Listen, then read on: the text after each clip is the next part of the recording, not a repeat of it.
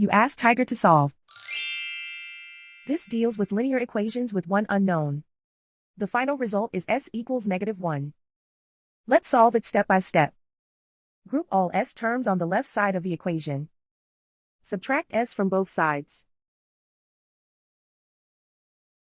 Group like terms. Simplify the arithmetic.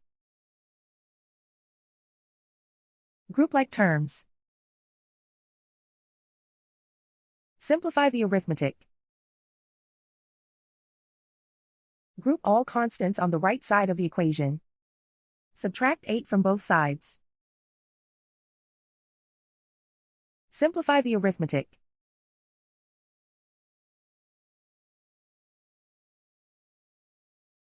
Isolate the s. Divide both sides by -5. Cancel out the negatives. Simplify the fraction. Move the negative sign from the denominator to the numerator.